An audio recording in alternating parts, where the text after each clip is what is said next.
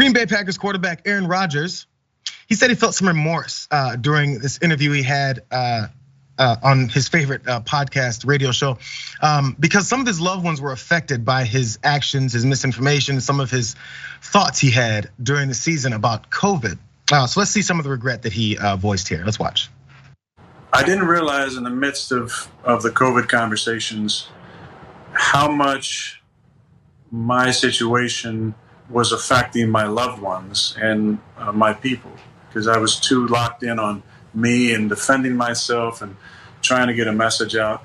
I never wanted to be divisive in this whole thing. I really didn't. My intention was never to be divisive. It was to speak what was my truth and talk about, my own health. But I am very sorry to those people, Shay and my loved ones and my agents and my teammates and the organization, my sponsors.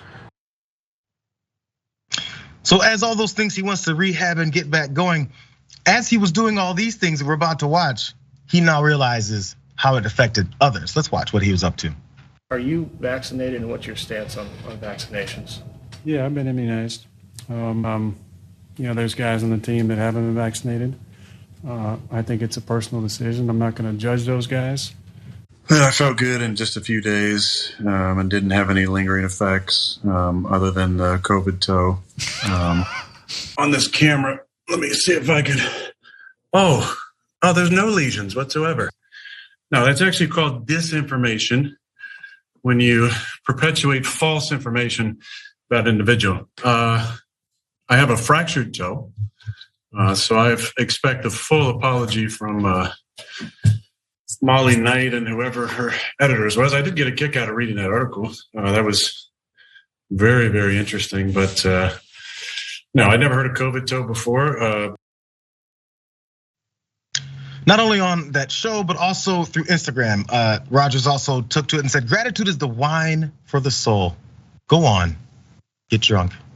I'm expecting that to be like by anonymous. Anytime you post something random with a nice cloud background, it's anonymous.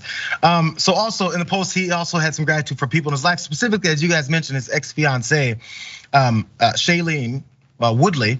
And there's an image he posted there and how happy they were. And he wrote a heartfelt dedication to her, I guess trying to recoup what happened there. He said, "Thanks for letting me chase after you the first couple months after we met, and finally letting me catch up to you and be part of your life.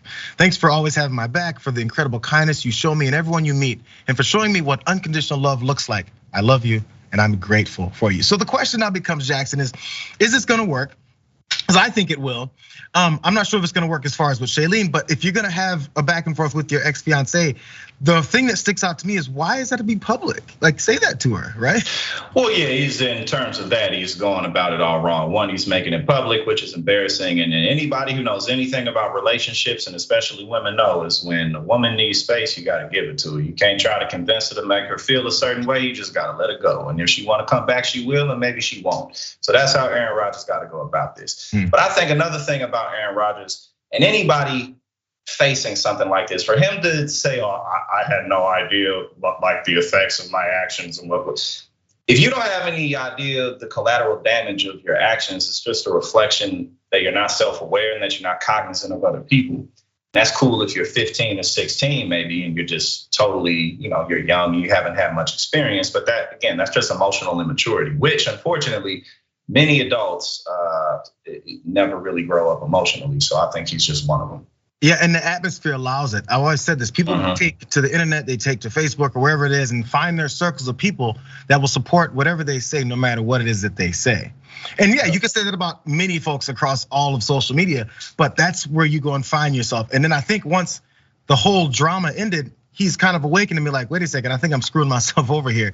Let me try to rehab my career, or at least my image, not necessarily career, because as far as the football world, he's gonna be fine. He's gonna do it. Oh, yeah. As long as he can keep on throwing the football, then he'll be good. Which he's done just fine. And that's gonna be the main driver for his image to be rehabbed, because people will get over it, especially once we get past COVID to a degree. All he's gotta do is be quiet and people will forget. We'll get there.